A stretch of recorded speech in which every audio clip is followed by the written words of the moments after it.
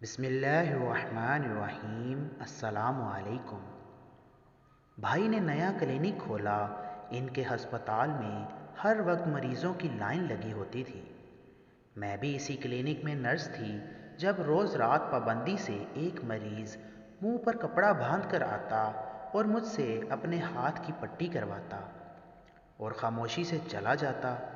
جب مجھے کچھ عجیب لگنے لگا کہ اس کے جانے کے بعد میری طبیعت بگڑنے لگتی تھی، اسی لیے اب کی بار میں نے پٹی کرنے سے انکار کر دیا اور گھر چلی گئی۔ گھر پر کوئی نہ تھا، بھائی ہسپتال میں تھے۔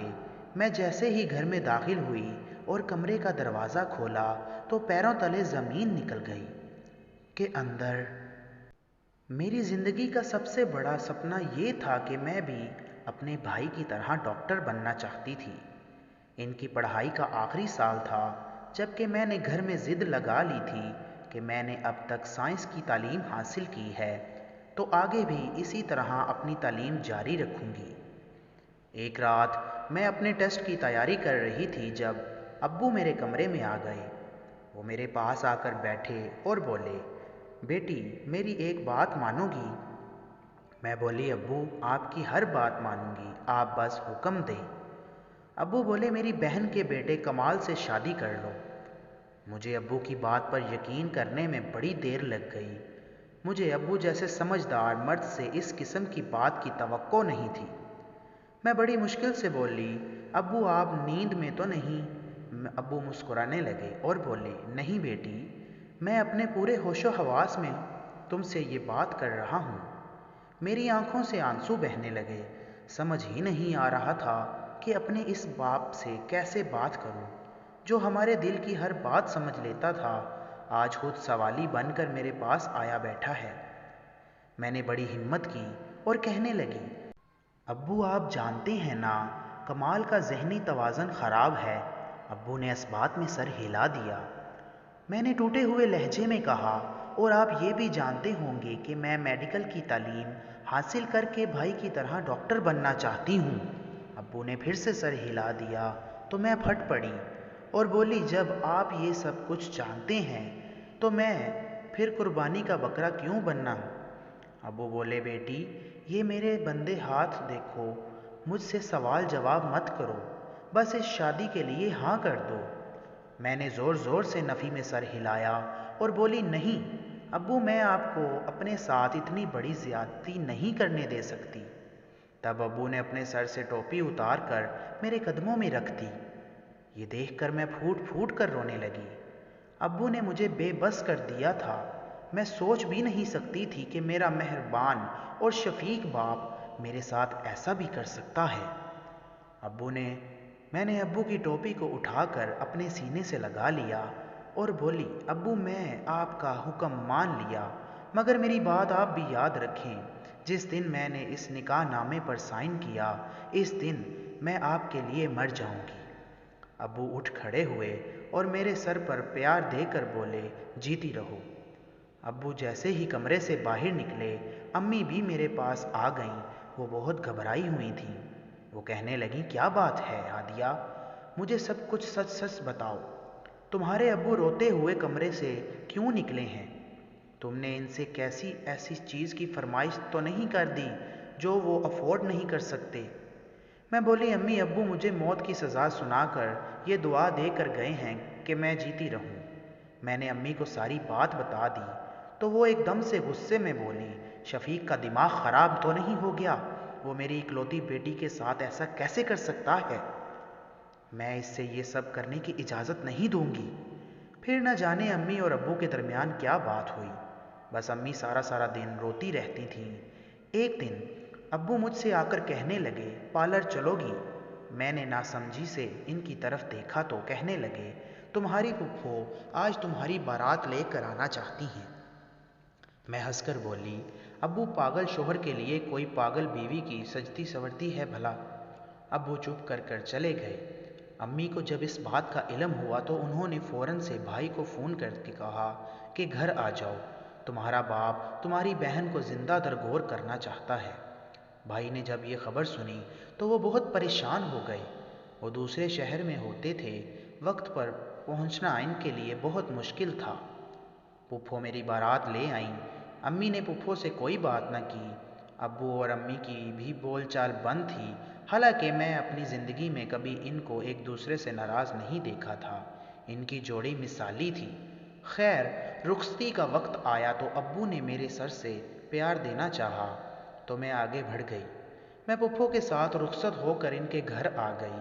میں چپ چاپ سی بیٹھی تھی، جبکہ میرا پاگل شوہر بے انتہا خوش لگ رہا تھا۔ پھپھو نے اپنے بیٹے کو کمرے میں بھیج دیا اور میرے پاس آ کر بیٹھ گئی تو میں نے ان سے بھی منہ پھیر لیا۔ پھپھو ہنس پڑی، کہنے لگی، ارے پگلی، تو میری بچی ہے، تو میری جان ہے، تو بھی میرے ساتھ یہ سب کرے گی؟ اتنے دنوں سے میرے دل پر بہت غبار تھا، اس لیے میں پھٹ پڑی۔ میں بولی، پھپھو، اگر میں آپ کی جان ہوتی تو آپ میرے ساتھ کبھی بھی اتنا بڑا دھوکہ نہ کرتی۔ آپ صرف اور صرف اپنے بیٹے کی ماں ہیں، تب ہی تو اس کے کھیلنے کے لیے آپ نے کھلونا بنا کر مجھے اس کے گھر کی زینت بنا لیا۔ پھپھو نرمی سے کہنے لگی، میری بچی اتنا مت سوچو، تم جانتی ہو نا کمال کی عمر تو 25 برس ہے، مگر اس کا ذہن ابھی 12 سال کے بچے والا ہے۔ وہ اور تم ایک کمرے میں ایک چھت کے نیچے دوست بن کر رہو گے اور کچھ نہیں۔ اسے ازدواجی رشتے کے متعلق کچھ بھی نہیں علم ہے۔ میں چڑھ کر بولی، تو پھر یہ شادی کیوں؟ یہ سب کیوں؟ اگر آپ کو اس کے لیے خیال رکھنے کے لیے لڑکی چاہیے تھی تو نرس رکھ لیتی۔ میرے خواب آپ نے ضرور چکنا چور کرنے تھے۔ پھپھو بولی، اگر میں کہوں کہ تمہیں میں یہاں تمہارے خواب پورے کرنے کے لیے لائی ہوں تو کیا تم پھر میں مجھ سے خفا رہو گی؟ میں نے نہ کبھی پھپھو کی طرف دیکھا اور بولی، مجھے آپ کی بات کی سمجھ نہیں آئی۔ پھپھو کہنے لگی، ہادیہ، تمہارے ابو کیا کرتے ہیں؟ میں بولی، ان کی کریانے کی دکان ہے۔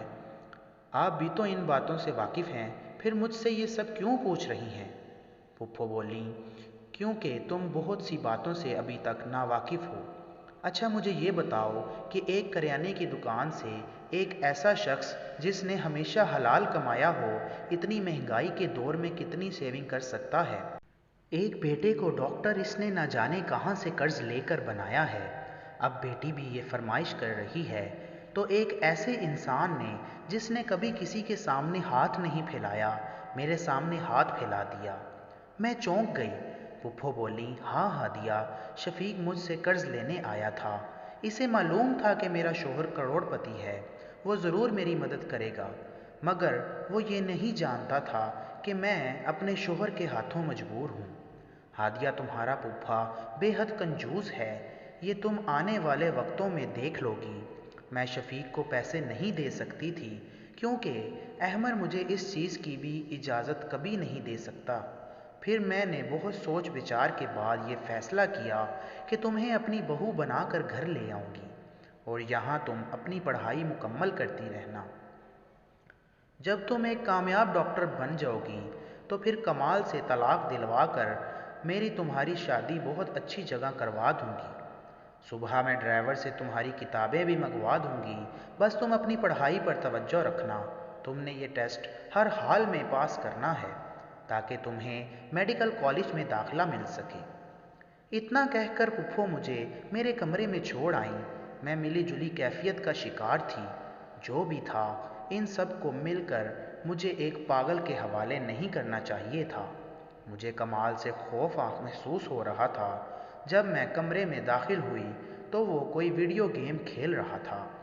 میری طرف دیکھ کر مسکرایا اور بولا، ہیلو فرینڈ، ماما نے مجھے بتایا ہے تم میری فرینڈ بن گئی ہو اور اب میرے ہی گھر میں رہو گی، مگر میں تمہیں تنگ نہیں کروں گا، نہیں تو تم ناراض ہو کر اپنے گھر واپس چلی جاؤ گی۔ میں نے اس بات میں سر ہلا دیا تو وہ دوبارہ سے اپنی گیم میں مگن ہو گیا۔ میں نے کمال کو نوٹ کیا تو وہ پاگل نہیں تھا، بس اس کا دماغ اپنی جسمانی عمر سے پیچھے رہ گیا تھا۔ اس رات میں نے ابو اور پھپھو کی طرف سے اپنا دل صاف کر لیا۔ پھپھو نے مجھے کتابیں بھی منگوا دیں۔ میں نے شادی کے اگلے ہی دن پڑھنا شروع کر دیا کیونکہ میرا ٹیسٹ 3 دن بعد ہی تھا۔ دوپہر کے وقت بھائی بھی ہمارے گھر آ گئے۔ وہ بہت غصے میں لگ رہے تھے۔ جب انہوں نے مجھے پڑھائی میں مشغول دیکھا تو وہ حیران رہ گئے۔ پھر میں نے ان کو سارا قصہ سنا دیا اور بھائی سے بھی یہ کہہ دیا کہ یہ ساری باتیں امی کو بھی بتا دینا اور انہیں میری طرف سے کہنا کہ ابو کی طرف سے اپنا دل صاف کر لیں۔ بھائی بولے تمہیں پڑھائی میں میری مدد کی ضرورت ہے تو میں آ جایا کروں گا۔ میں نے ان سے کہا وہ میری ضرور مدد کریں۔ اب بھائی ہر روز آتے تھے مجھے پڑھانے۔ آخر کار میرا ٹیسٹ بھی ہو گیا، میں نے کامیابی حاصل کی، سب بہت خوش تھے۔ اب میڈیکل کالج میں میرا داخلہ یقینی تھا۔ میرے سر سے ٹیسٹ کی بلا اتری تو میں نے اپنے اعتراف میں جائزہ لیا۔ مجھے ایک بات پتہ چلی کہ کمال اپنی ڈیڈ سے بہت ڈرتا تھا، نہ جانے کیوں۔ پھپھو نے مجھے بھی کہہ رکھا تھا کہ جتنا ہو سکے کم سے کم ان کے سامنے آؤ، کیونکہ وہ غصے کے بہت برے ہیں۔ ایک دن میں اور کمال لاؤنج میں بیٹھے ویڈیو گیم کھیل رہے تھے اور ساتھ ساتھ کھانا بھی کھا رہے تھے جب پیزا اس کے ہاتھ سے چھوٹ کر نیچے گر پڑا۔ اتنی دیر میں انکل بھی لاؤنج میں آ گئے۔ انہیں کمال پر بہت غصہ آیا اور انہوں نے میری بھی پرواہ نہیں کی اور کمال کے منہ پر تھپڑ دے مارا۔ وہ خوف سے تھر تھر کانپ رہا تھا، اپنے کمرے میں بھاگ گیا۔ میں بھی اس کے پیچھے ہی گئی مگر تب تک اس نے کمرے کو اندر سے لاک کر لیا۔ میں بہت پریشان تھی، بھاگتی ہوئی پھپھو کے پاس گئی۔ میں نے انہیں بس اتنا ہی بتایا تھا کہ کمال نے خود کو بند کر لیا ہے۔ پھپھو کے پاس ایکسٹرا چابی تھی۔ وہ بولی کمال اکثر یہ حرکت کرتا رہتا ہے، اس لیے تمہیں پریشان ہونے کی ضرورت نہیں۔ ہم دونوں نے مل کر اس کا کمرہ کھولا۔ انکل تب تک جا چکے تھے۔ پھپھو نے کمال کو دیکھا، اس نے خود کو بیڈ کے پیچھے چھپا رکھا تھا اور تھر تھر کانپ رہا تھا۔ پھپھو نے اسے گلے لگایا اور میری طرف سوالیہ نظروں سے دیکھا۔ میں نے انہیں ساری بات بتا دی۔ اب پھپھو بھی رونے لگی۔ میں نے پھپھو سے پوچھا کہ انکل ایسا کیوں کرتے ہیں؟ تو وہ کہنے لگی کیونکہ یہ ذہنی طور پر معذور ہے، انہیں کمال پسند نہیں ہے۔ وہ حیران رہ گئی تھی لیکن چپ ہی رہی۔ رات کو باہر سے پھپھو اور انکل کے لڑنے کی آواز آتی رہتی تھی۔ میں اپنی پڑھائی میں بے انتہا مصروف تھی، جبکہ بھائی نے اپنا ایک کلینک بھی کھول لیا تھا۔ میرے والدین کے گھر کے حالات بھی بدلنے لگے۔ میں کمال کا بے حد خیال رکھتی تھی کیونکہ وہ بہت اچھا تھا، میرا بے زر سا دوست تھا۔ میں بھی پڑھائی کے آخری سال میں پہنچ چکی تھی۔ ان دنوں انکل کی بہن کو بیٹا ان کے گھر رہنے آ گیا۔ میرا اس سے سامنا تو نہیں ہوا مگر کمال کے منہ سے میں نے اس کی بہت تعریف سنی تھی۔ کمال بتا رہا تھا کہ اس کا ایک نیا دوست بن گیا جو کہ بہت اچھا ہے۔ اتوار کے دن مجھے چھٹی تھی تب میری ملاقات شہریار سے ہوئی۔ اس کی شخصیت انکل کے برعکس تھی، وہ بہت اچھا اور ہمدرد انسان تھا۔ اس سے بات کرتے ہوئے مجھے پتہ ہی نہیں چلا تھا کہ میں اس سے پہلی بار مل رہی ہوں۔ کمال کے ساتھ ساتھ میری بھی اس کے ساتھ کافی دوستی ہو گئی۔ شہریار ایک دن کہنے لگا، ہادیہ کیا تم ساری زندگی کمال کے ساتھ گزار دو گی؟ میں نے مسکرا کر بولا، ارے نہیں، یہ تو میرا بس دوست ہے، میں اپنی تعلیم مکمل کر لوں پھر پھپھو میری طلاق کروا کر میری شادی کسی اچھی جگہ کروا دیں گی۔ شہریار بولا، اگر ایسی بات ہے تو پھر تم مجھ سے شادی کر لینا، کیونکہ میں نے اپنی زندگی میں تم جیسی اچھی اور سلجھی ہوئی لڑکی نہیں دیکھی۔ مجھے پہلی نظر میں ہی تم سے پیار ہو گیا تھا۔ شہریار کی بات سن کر میں شرما گئی۔ جلدی سے اٹھ کر میں اپنے کمرے میں چلی گئی۔ سچ تو یہ تھا کہ مجھے بھی شہریار اچھا لگنے لگا تھا۔ میں یہ سب سن کر بے انتہا خوش ہوئی۔ اسی شام پھپھو میرے پاس آ کر بیٹھ گئیں اور بولی، ہادیہ تم سے ایک بات کہنا تھی۔ میں بولی، جی جی پھپھو کہیں۔ وہ بولی، تم شہریار سے دور رہو، وہ بالکل اپنے انکل پر گیا ہے، تم صرف کمال کی دوست بن کر رہو اور کسی سے دوستی گھانٹنے کی ضرورت نہیں ہے۔ پھپھو کی بات سن کر مجھے بے انتہا غصہ آیا۔ میں بولی، پھپھو آپ یہ جو مجھے پڑھا رہی ہیں اس کا احسان میں ساتھ ساتھ اتار تو رہی ہوں، آپ کے پاگل بیٹے کے ساتھ رہ کر، اس سے دوستی کر کے، اس کا خیال رکھ کر، اب آپ مجھ پر اس احسان کے بدلے میں پابندیاں مت لگائیں۔ میں اور شہریار ایک دوسرے کو پسند کرتے ہیں اور میں اس سے شادی کرنا چاہتی ہوں۔ اتنا کہہ کر میں اٹھ کر اپنے کمرے میں آ گئی۔ میری آخری امتحانات ہو رہے ہیں، اس لیے میں بے حد مصروف رہنے لگی۔ اس دن کے بعد سے میرا اور پپھو کا بھی سامنا نہیں ہوا۔ میں دن رات پڑھائی میں مصروف رہتی تھی۔ ایک رات میں دیر تک پڑھ رہی تھی جب مجھے کافی کی ضرورت محسوس ہونے لگی۔ میں کافی بنانے کے لیے کچن میں جانے لگی تو مجھے انکل اور ایک جوان لڑکی نظر آئی۔ وہ دونوں بڑی بے تکلفی سے بیٹھے باتیں کر رہے تھے۔ یہ منظر دیکھ کر میں شدیدہ رہ گئی۔ یقیناً انکل میری پپھو کو چیٹ کر رہے تھے۔ تب میرے ذہن میں خیال آیا کہ جس کا انکل ایسا ہے وہ خود لڑکا کیوں اچھا ہو سکتا ہے۔ اس لیے میں نے شہریار سے بول چال تقریباً ختم ہی کر دی۔ اسے بھی اس بات کا علم نہیں ہوا میں کہ اس سے دور جا رہی ہوں۔ اگر میرے ساتھ مخلص ہوتا تو یقیناً وہ میرے لہجے کی تبدیلی سے یہ جان لیتا کہ میں کسی وجہ سے پریشان ہوں۔ شہریار واپس چلا گیا۔ وہ مجھے کہہ گیا تھا کہ وہ مجھ سے شادی کرنے کے لیے ضرور آئے گا۔ میں نے اپنے امتحانات میں کامیابی حاصل کی۔ سارے مراحل طے کر کے میں ہاؤس جاب تک آن پہنچی تھی۔ بہت مشکل سے مگر میں نے یہ ہاؤس جاب بھائی کے کلینک میں کرنے کی اجازت حاصل کر ہی لی۔ میں ان دنوں بھی پپھو کے گھر ہی رہتی تھی۔ میں کلینک پر کام کر رہی تھی جب پپھو کی کال مجھے آئی۔ وہ بہت پریشان تھیں اور بہت بری طرح سے رو رہی تھیں۔ انہوں نے مجھے بتایا کہ کمال نہ جانے کیسے چھت سے گر گیا۔ اس کی حالت اب بہت خراب ہے۔ میں جلدی سے ایمبولینس میں بیٹھ کر گھر پہنچی۔ فرسٹ ایڈ امداد میں نے اسے دی، پھر اسے بھائی کے کلینک لے آئی۔ اس کی حالت بہت خراب تھی۔ وہ ساری رات نہیں سو پاتا تھا۔ میں اس کا بہت خیال رکھتی مگر پھر نہ جانے مجھے کیا ہو گیا کہ میں ساری رات سوئی رہتی۔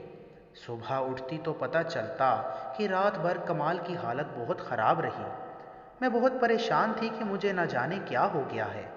تب میں نے نوٹس کیا کہ جس دن سے کمال ہمارے ہسپتال میں داخل ہے اس دن سے ایک نقاب پوش لڑکا مجھ سے پٹی کروانے آتا ہے اور پٹی کروا کر جیسے ہی جاتا ہے تو میری طبیعت خراب ہونے لگتی ہے اور مجھے نیند آ جاتی ہے۔ میں نے یہ بات اپنے بھائی کو تو نہیں کہی لیکن اس لڑکے میں متعلق چھان بین کرنا شروع کر دی۔ آج بھی جب وہ پراسرار لڑکا مجھ سے پٹی کروانے کے لیے آیا تو میں نے پٹی کرنے سے انکار کر دیا اور اٹھ کر اپنے گھر چلی گئی۔ حیرت کی بات یہ تھی کہ گھر میں کوئی نہ تھا۔ نہ جانے پپھو کہاں گئی تھی۔ ان کو ڈھونڈتی ہوئی ان کے کمرے کے پاس آ گئی۔ تب مجھے وہی نقاب پوش لڑکا پپھو کے کمرے میں داخل ہوتا ہوا نظر آیا۔ میں بے حد گھبرا گئی اور ایک طرف چھپ گئی۔ جب وہ لڑکا کمرے میں چلا گیا تو میں نے دروازے سے کان لگا لیے اور اندر کی باتیں سننے لگی۔ وہ لڑکا بولا، سیٹھ جی آج آپ کی بہو نے پٹی کرنے سے انکار کر دیا۔ تب تھپڑ کی آواز مجھے سنائی دی۔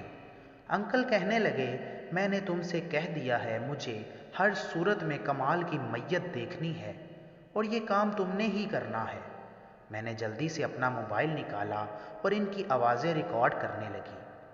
انکل کہہ رہے تھے، کمال کو تم نے اس کی بیوی کے ہسپتال میں ہی ختم کرنا ہے، سمجھ گئے نا تم؟ اگر وہ ہاں سے زندہ بچ گیا تو میں تمہیں زندہ نہیں چھوڑوں گا۔ میں خوف سے تھر تھر کانپ رہی تھی اس لیے جلدی سے منظر سے غائب ہو گئی۔ میں گھر سے باہر نکل آئی۔ میں نے پپھو کو کال کیا تو انہوں نے بتایا کہ ان کی طبیعت بگڑ گئی تھی اس لیے وہ ایک قریبی ہسپتال آئی ہوئی ہیں۔ میں نے ان سے پتہ پوچھ کر وہاں چلی گئی۔ میں نے پپھو کو پک اپ کیا اور بھائی کے کلینک آ گئی۔ میں نے بھائی سے کہا آپ سے ضروری بات کرنی ہے، اس لیے ہم ان کے آفس چلے گئے۔ ان کے آفس پہنچتے ہی میں نے انہیں ساری ریکارڈنگ سنا دی۔ پپھو تو پھوٹ پھوٹ کر رونے لگی۔ وہ بولی، میں احمد سے شادی کر کے بہت پچھتا رہی ہوں۔ دراصل میری پہلی شادی یوسف سے ہوئی تھی۔ وہ بہت ہی زیادہ امیر انسان تھا۔ میرا کمال بھی ان کا ہی بیٹا ہے مگر وہ انتقال کر گئے اور اپنی کروڑوں کی جائیداد میرے نام لگا گئے۔ میں نے اس جائیداد کی دیکھ بھال کے لیے دوسری شادی احمد سے کر لی۔ تب تک میرا کمال بھی بالکل ٹھیک ٹھاک تھا۔ صحیح سے گرو کر رہا تھا مگر میری دوسری شادی کو قبول نہیں کر پایا اور ذہنی طور پر معذور ہو گیا۔ بھائی نے ہمیں پولیس اسٹیشن چلنے کا مشورہ دیا۔ ثبوت ہمارے پاس تھا، اس لیے انکل کو بہت جلد گرفتار کر لیا گیا۔ کمال کے جسم کا معائنہ کرانے کے لیے اسے ہم ملک کے سب سے بڑے ہاسپٹل لے گئے۔ تب پتہ چلا کہ اس کے جسم میں سلو پوائزن ڈالی جا رہی تھی۔ غالباً وہ لڑکا پٹی میں کوئی ایسی چیز ڈال کر لاتا تھا جس کی خوشبو سے میں بے ہوش ہو جاتی اور پھر وہ کوئی انجیکشن کمال کو لگا جاتا۔ اسی ٹیسٹ میں یہ بھی پتہ چلا کہ کمال کا ذہنی توازن خراب کرنے کے لیے اسے 15 برس سے ادویات دی جا رہی تھیں۔ تو سچ یہ تھا کہ کمال شادی کے صدمے کی وجہ سے نہیں ایسا ہوا تھا، بلکہ انکل اس کو ادویات دیے جا رہے تھے تاکہ وہ پھپھو کی جائیداد کے مالک بن سکیں، اور شہریار بھی اسی پلاننگ کا حصہ تھا۔ وہ مجھے پھانسنے آیا تھا تاکہ جائیداد ان کے پاس چلی جائے۔ عدالت نے انکل کو عمر قید کی سزا سنائی۔ کمال کا علاج اس ملک میں نہیں تھا، اس لیے وہ اور پھپھو ذہنی علاج کے لیے بیرون ملک چلے گئے، جبکہ میں یہاں رہ کر اپنا کیریئر بنانا چاہتی تھی۔ پھپھو نے مجھے کہا کہ میں کمال سے طلاق لے کر دوسری شادی کر لوں۔ میں نے ایسا نہیں کیا۔ آج 5 سال بعد کمال مکمل طور پر ٹھیک ہو چکا ہے۔ وہ پھپھو پاکستان آ رہے ہیں اور میں اس کا بے تابی سے انتظار کر رہی ہوں، کیونکہ ان بیتے سالوں میں مجھے کمال سے شدید محبت ہو گئی ہے۔ میں امید کر رہی ہوں کہ اب ہماری زندگی میں کوئی مشکل اور پریشانی نہ آئے۔ آپ سے بھی دعا کی گزارش ہے۔ دوستو، اگر آپ کو آج کی ہماری یہ ویڈیو بھی پسند آئی تو کائنڈلی ویڈیو کو لائک کریں، شیئر کریں اور ہمارے چینل توفیق وائس کو سبسکرائب کر کے بیل آئیکن لازمی دبائیں تاکہ ہماری آنے والی ہر نئی ویڈیو آپ تک بروقت پہنچتی رہے۔ تو ملتے ہیں کل ایک نئی ویڈیو کے ساتھ، تب تک کے لیے اللہ حافظ۔